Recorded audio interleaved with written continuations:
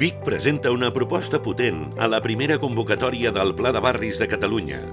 25 milions d'euros per transformar 8 barris del sud i del nord-est de la ciutat.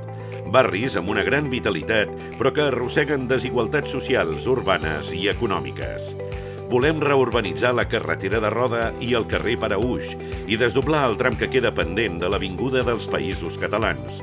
Són actuacions que es preveuen amb criteris de qualitat urbana i sostenibilitat i que han de millorar la mobilitat i la connectivitat de la ciutat, tot afavorint el dinamisme comercial i el caràcter emprenedor.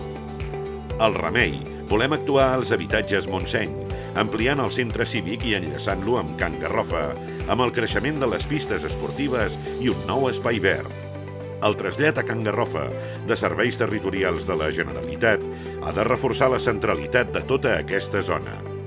A les Cavallerisses, entre l'Atlàntida i les Adoberies, recuperem un espai històric per convertir-lo en un centre artístic vinculat a la música i les arts escèniques, que completa l'eix cultural entorn del riu Méder.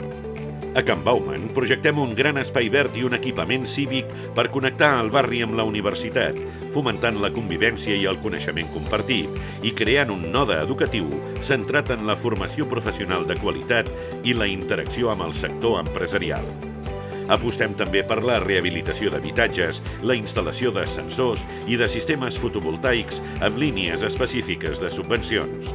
I tot això posant sempre les persones al centre amb programes d'intervenció socioeducativa, de prevenció de la soledat o d'accés a la cultura i a la creació artística comunitària.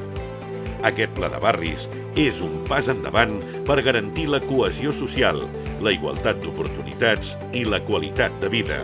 És un nou impuls per fer avançar la ciutat de Vic i la seva gent.